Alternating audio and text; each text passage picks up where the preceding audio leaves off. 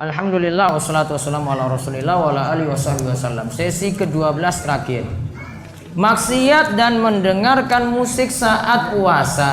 Baca hadis 663 dari Bulughul Maram.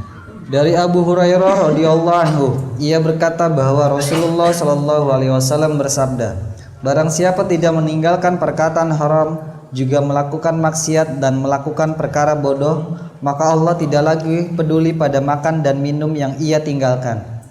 Diriwayatkan oleh Bukhari dan Abu Daud. Nah, sekarang keterangan hadis dulu.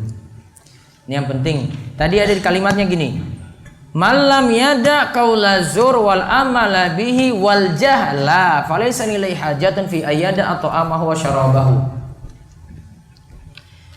Barang siapa tidak meninggalkan perkataan haram, juga melakukan maksiat dan melakukan perkara bodoh, maka Allah tidak lagi peduli pada makan dan minum yang ia tinggalkan. Sekarang lihat, ada situ istilah azur. Baca keterangan hadis. Yang dimaksud kata azur adalah setiap kalimat yang memalingkan yang benar kepada kebatilan. Termasuk dalam kata azur adalah segala kalimat yang diharamkan seperti dusta, mencela, gibah, namimah atau mengadu domba dan persaksian palsu. Nah, namimah itu mulut ini ya, mulut ember ya. Ya, namimah itu. Bukan banyak ngomong, bukan. Kalau banyak ngomong nggak apa-apa.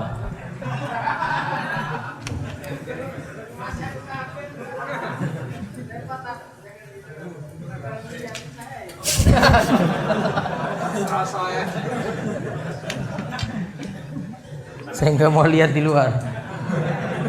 Ada yang ini A, ini B, ini C. A ini lagi bicarakan jelek, B-nya itu dengar, terus ngomong ke C. Akhirnya C ini kan diberitahu, oh A itu ngomong kamu kayak gini-gini. B yang bilang, C ini akhirnya bertengkar dengan A. Siapa yang adu domba? B. Ini namanya namimah. Yang buat namimah tuh si B. Alias mulut apa tadi? Ember. Nah, itu. Dan persaksian palsu. Berarti gibah masuk azur. Ya, gosipin orang. Nah, itu ibu-ibu itu biasanya. Terus, sedangkan yang dimaksud mengamalkan azur adalah mengamalkan segala sesuatu yang diharamkan di dalamnya. Ada permusuhan yang timbul dari sikap zalim, khianat, penipuan, mengambil harta orang lain tidak lewat jalan yang benar, dan menyakiti manusia.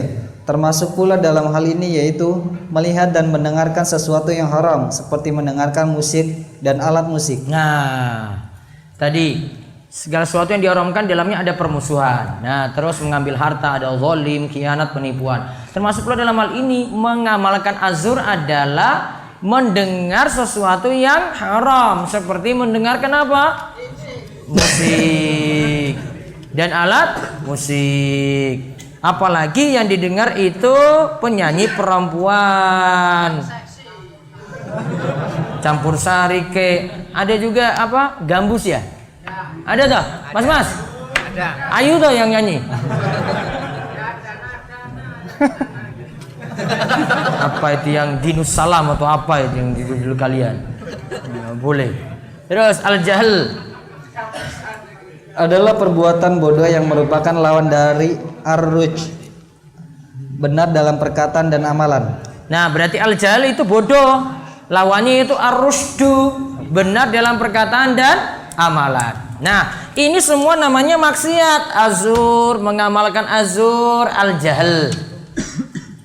Ada perkara sia-sia. Maksiat dilakukan saat puasa bagaimana? Nah, kita lihat nanti di penjelasan faedah hadis. 1.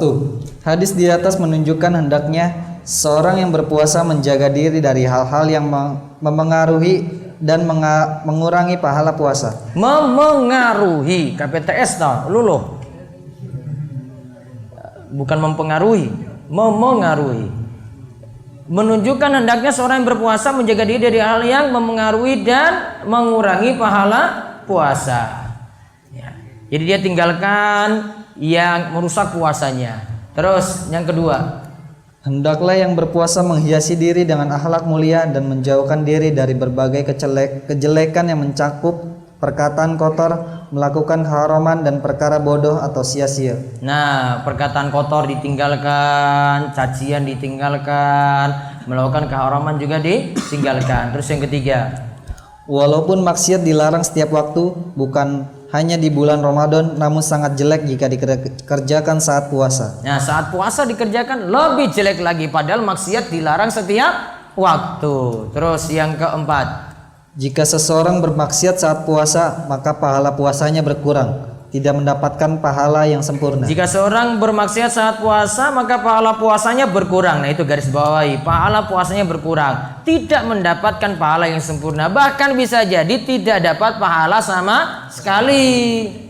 Terus kelima, Puasa bukan hanya menahan diri dari pembatal puasa yang sifatnya hisiat atau bisa terhindara, namun puasa juga hendaknya menahan anggota badan dari berbagai hal yang Allah haramkan, berhiasi diri dengan akhlak mulia.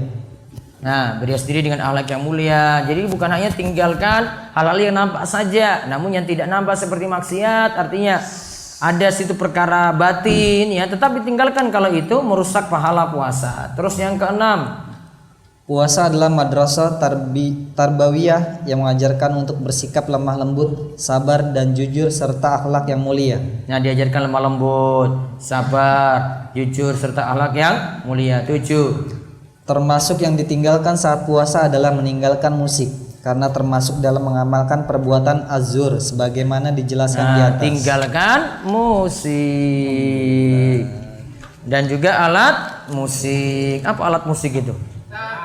Gitar, apalagi piano, macam-macam.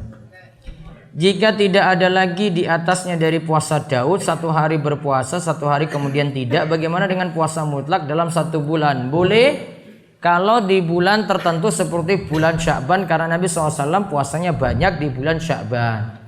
Ustaz, di tempat saya ada kebiasaan setiap hari raya Idul Fitri ada halal bihalal yang dilakukan di masjid, dan antara laki-laki dan perempuan saling salaman. Antara laki-laki dan perempuan saling salaman dosa, nggak boleh, salah. Harusnya dibuat laki-laki sendiri dan perempuan sendiri. Adapun halal bihalalnya yang tadi saya sebutkan ya, kalau saling mengucapkan selamat hari raya boleh.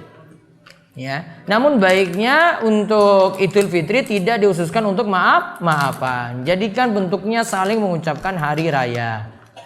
Selamat puasa, ucapkan taqabbalallahu minna wa minkum. Ustadz, apakah perayaan Nuzulul Quran ada perintahnya? Terus apa hukumnya jika merayakan? Nuzulul Quran kalau 17 Ramadan tidak tepat. Ya, jadi tidak perlu dirayakan, itu lebih bagus. Ustadz, bapak saya setiap tahun menjadi amil zakat di masjid dan kebagian zakat tiap tahunnya. Apakah zakat yang diterima bapak bermasalah? Dan jika bermasalah, bagaimana jika diberikan kepada yang sudah menerima zakat? Baiknya berikan kepada yang berhak menerima zakat. Kalau bapak mampu maka tidak menerima. Adapun disebut amil zakat ada 2 syarat.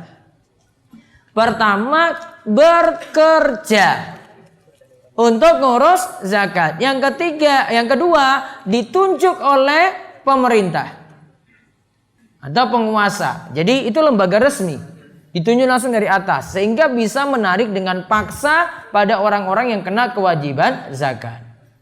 Menjual gitar, uangnya haram atau tidak? Haram. Maka itu serba masalah itu.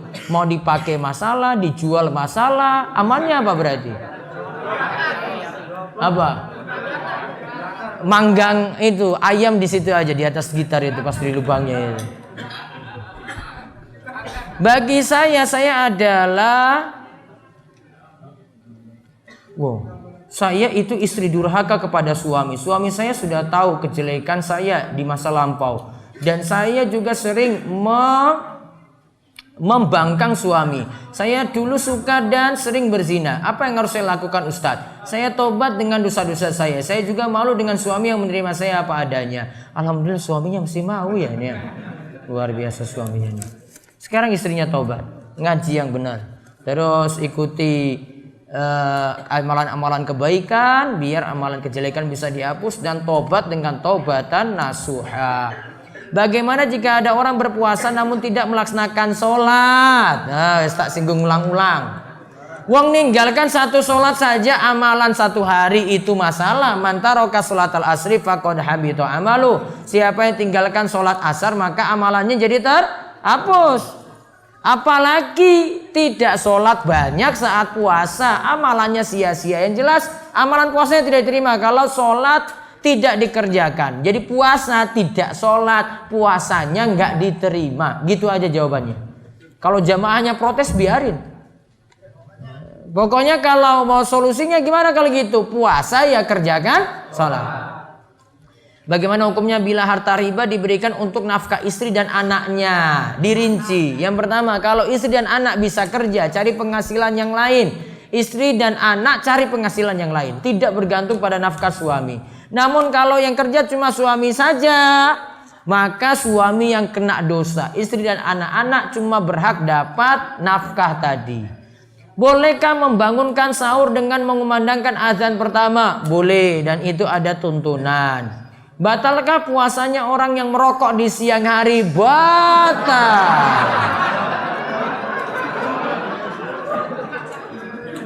Bahkan merokok disebut syarbut dukhan, minum asap. Maka sudah masuk minum, batal. Cara puasa Daud apakah harus dilakukan terus-menerus? Tidak juga, misalnya lakukannya sebulan, boleh 2 minggu, boleh seperti itu. Ustadz, bolehkah barang pemberian digunakan untuk mahar? Boleh-boleh saja. Bolehkah niat puasa sunnah di pagi hari karena tidak punya uang untuk makan? Kere berarti harus niatnya puasa beneran berarti di sini, tidak masalah. Apakah sama hukumnya dengan niat puasa karena biar sehat, atau sama hukumnya dengan niat puasa Rasul karena saat bertanya pada Aisyah, Rasul tadi ya karena tidak punya makanan dia lanjut puasa? Boleh kalau niatannya seperti itu. Wallahu alam, nanti saya bahas pertanyaannya di kajian malam Kamis biiznillah. Ya demikian, kita cukupkan dulu nggih. Dan saya rasa cukup. Yang punya halangan tidak bisa ikut sampai malam Kamis, monggo silakan. Dan saya anggap selesai untuk daurah kali ini. Nanti tunggu saja info daurah berikutnya. Ya jelas ada daurah nanti di Masjid Pogung Dalangan untuk tanggal Kamis besok, hari Kamis besok jam 4 sore, bedah buku 24 jam di bulan Ramadan. Kemudian untuk tanggal hari Sabtunya 4 Mei ada kajian di Masjid Al-Aman jam 6 sampai jam 7, terus jam 9 nanti di Masjid Agung Wonosari, terus sorenya di Masjid Agung Bantul jam 4. Ya, jam 4 sore. Nanti pengumumannya akan di-share insyaallah segera di Facebook dan Instagram. Nanti bisa diikuti. Yang tadi kajian saya sebut semuanya lagi bedah 24 jam di bulan Ramadan. Lalu malam Ahad Kliwon besok kajian khusus Panggang Purwosari di Masjid Jenderal Sudirman.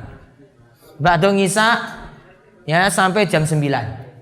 Terus untuk hari Ahadnya ada kajian akbar di Pelayan, Masjid Besar Al-Huda Pelayan. Ya, demikian yang kita bahas sambil nunggu sholat maghrib. Monggo silahkan. Dan saya tutup. Monggo jika ada yang mau menyumbang untuk DS silahkan. Ada juga kegiatan-kegiatan buka puasa, mau nyumbang kurma juga boleh. Nanti akan disalurkan untuk seluruh jamaah Gunung Kidul. Saya total kemarin itu ada 400-an masjid yang akan diberi seperti tahun lalu. Dana dibutuhkan itu miliaran. Ya, yang mau nyumbang 1 miliar juga alhamdulillah. Ya, untuk beri makan pada orang Gunung Kidul. Baik buka puasa maupun untuk kurma tadi. Nanti akan dibagikan juga ada air minum dan seterusnya. Nanti infonya bisa tunggu juga di broadcast atau di internet. Demikian, mudah-mudahan manfaat dan bawa berkah. Tunggu lagi untuk kesempatan daurah berikutnya biiznillah. Ya, kita cukupkan, kita tutup dengan doa kafaratul majelis. Subhanakallahumma bihamdika asyhadu an la ilaha illa anta astaghfiruka wa atubu ilaik. Assalamualaikum warahmatullahi wabarakatuh.